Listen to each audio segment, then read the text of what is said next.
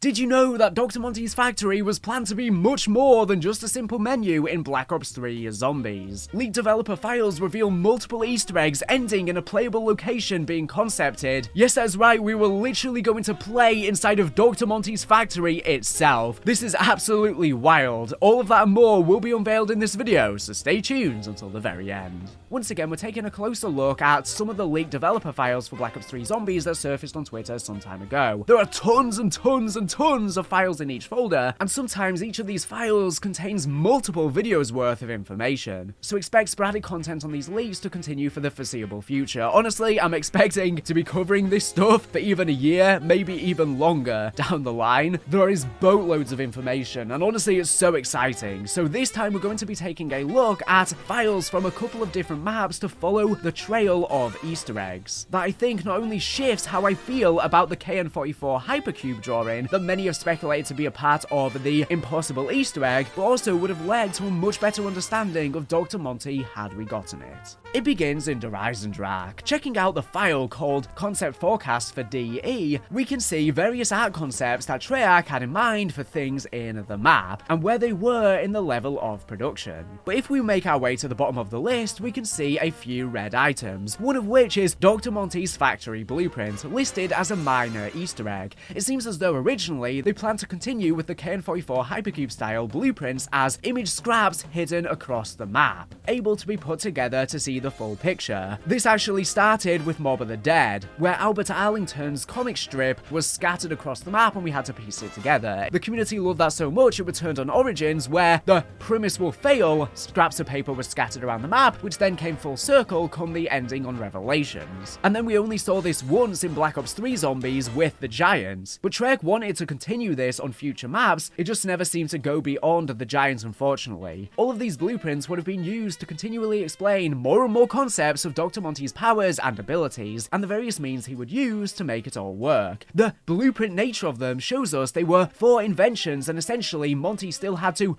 do things to make stuff like war weapons or the factory for gobblegums or perks work. This actually lines up extremely well with my prior video theorizing that Dr. Monty is actually originally John Dee, the real-life occultist to Queen Elizabeth I, which I believe is part of the solution to the impossible Easter egg I found taking inspiration from these files, which I would highly recommend to check out the whole video series on the impossible Easter egg linked on screen and in the description, by far the best video I've made. This video is very much related to that, but not directly. Anyways, for whatever reason, ultimately this blueprint did not make the cut. There are many reasons things are cut in development, but we can use some context here to make a few guesses of the most likely ones. One, it could have been cut for time. The Easter egg, according to this tracker, never left the concept stage. This means no in-game implementation was ever even started, and it's likely that they hadn't even settled on a final version of what the blueprint would look like yet. It may be that the art on the blueprint, for whatever reason, was not finished in time to make it into the map, and then as the time began to run short, they decided to use those resources to finish something more important. This is a relatively common concept in game development, and it happens dozens of times in these developer documents in Black Ops 3 alone. Two, as I posed in my prior John Dee videos, it may also be the case that the Easter egg never left the concept stage because it was declined by the leads of the map or mode at the time. It could be that Jason Blundell and co, or whoever, saw the way we had already elevated the KN-44 hypercube document into something big in our minds, considering as a community we were really latching onto the mystery and intrigue of it, and the developers could have believed that continuing this blueprint Easter egg trend would have quickly undone that, because maybe the mystery of the KN-44 hypercube would have been nullified had it been done again and again and again. Sometimes things are better left as a one-off, and overdoing them can remove the potency. While this would have given us a tad more details on Dr. Monty and how the factory works, you would end up quickly killing the interest and discussion around the hypercube image, which this mystery and interest in getting discussion sparked is something Jason stated multiple times in interviews he strived to get with zombies. It could simply be that he decided the small amount of learning we would get was not worth the major loss in discussion around something in the mode. The third and final possible option I've come up with is that as a potential extension to that, that. It's possible the Easter egg was declined from concepting due to them potentially making the KN-44 Hypercube document part of the impossible Easter egg in some way. While we can't be 100% sure, and this is certainly the least likely of the solutions I've presented, the fact that the impossible Easter egg was seemingly implemented into Eisendrache, judging by when Jason started talking about it, does indicate that it's a possibility. If I'm right in saying that the main part of the impossible Easter egg is solving the cipher of the titles of all of the John Dee books and the collection it comes along with. Blundell, in an interview with Mr. Dollar JD, did say that we should be paying attention to these random KN-44s that were showing up in cutscenes and around the maps. Right,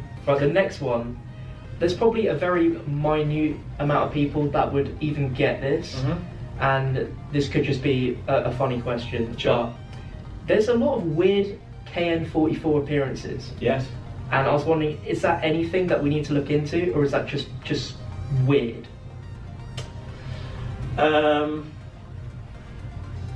Feel free to look into it. Okay. Because, like, when Dempsey crashes down, so you go there's to the one. bush, There's even one instance of when you're doing the wolf bow, the wolf takes a specific path through the spawn, and then it doesn't quite, it just sort of floats in midair with a KN-44, and I'm like, It's strange, that, isn't it? is it? Yeah. And then you're forgetting also you got the picture as well. What, on the giant? With the hypercube. With the KN-44. It's all coming together. Wow. Because to me it looked very much like a glitch, but Yeah. maybe it's not. I don't know. Just reading the face. A lot of KN-44. Yeah, a lot of KN-44s.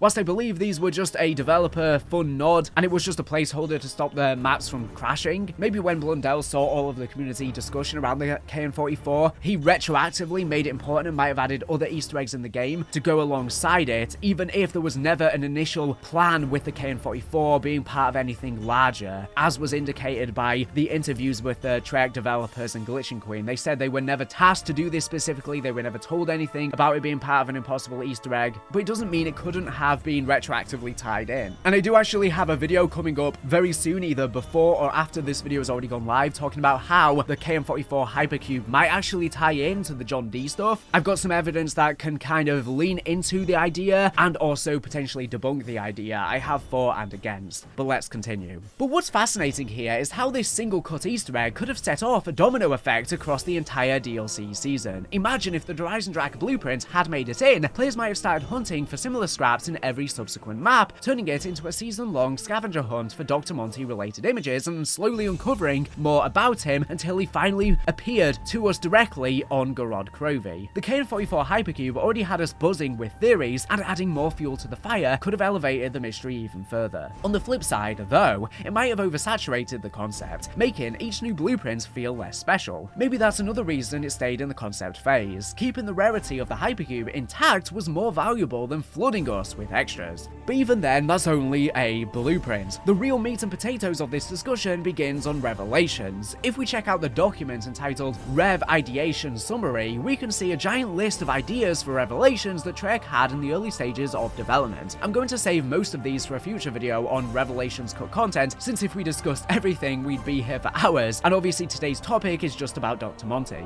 It's here in this document that we get a preview into something incredibly interesting related to him that didn't make the cut. Down towards the bottom of the miscellaneous section, we see the plans for a fully playable Dr. Monty's factory location. Yes, that is right. They wanted to allow us to enter and explore the location as one of the floating islands in Revelations, and plan to pull from the front end they already had of the factory for aesthetics. That just means they wanted to make it look like the factory in the menu, which upon closer inspection seems to be inside Der Riese itself. Particularly, it looks like Teleporter C. So as you know, there were planned to be many different more locations and islands on Revelations, many other maps that didn't make it, such as Ascension and Shadows of Evil, but there was even going to be a Monty's factory section, which I guess would have been a section of Der Riese / the Giants. Stuff got cut either due to constraints, or maybe they just felt like they were doing too much, having too many areas. So in terms of the lore, what does this tell us? Well, it just seems that Dr. Monty came in afterward and set up his factory there, perhaps sometime after the Der Riese massacre, massacre once the facility is abandoned. This would make sense in Revelations as it reuses set pieces from lots of maps in the game, such as the Eisendrache and a lot of the Chronicles maps, but Der Riese / the Giant is mostly passed over. This could be because they never planned to make a Der Riese themed area, since it would just be the factory, one and the same. There is actually a document in this drive explaining the planned layout of Revelations that I'll be covering later. It's quite interesting as many pieces or aspects of it still exist in the current Revelations that just kind of stick out and don't make much sense. But in this you can see there was never a planned Der Riese area. Anyways, I'll be covering the layout in a different video, so I won't keep wasting your time on this subject here. And I find this especially interesting because, as you know from my John D video, it seems like the entirety of the zombie storyline essentially spawned from the backstory of Der Riese and Richthofen teleporting the walnut for the very first time, time started fracturing, and the universe was no longer linear. This is the event that led to John D essentially ascending to leader of the Keepers, Dr. Monty. And if this was the very site where the zombie storyline truly first began, then it would make sense for Monty to set up his workshop here and his factory, going to the place it all began, and in a spiritual sense it makes a lot of sense when this was also Jason Blundell's very first zombies map he worked on. And he was the one, of course, in charge of concepting a lot of these initial story beats in the map and making it a lot more narrative driven. This was the most narrative driven zombies map at the time, and is really where the story began propelling forward. I assume Blundell did a lot of the legwork in implementing that, and as well the little ciphers, as well as the little message removing the brick on the map. It really makes a lot of sense, especially if Monty is partially some sort of self-insert character of Blundell. Then what better way to plant his very factory in the very first map he worked on? There's also the possibility to consider that it is not Der Riese directly and isn't meant to be. They just use very similar aesthetics as they built the factory menu out of many reused assets as they could for non-important parts, just to put less stress on the game. They'd already have been busy working on the steampunk machinery that is the set piece of the user interface in the menu. If the background needed to be a factory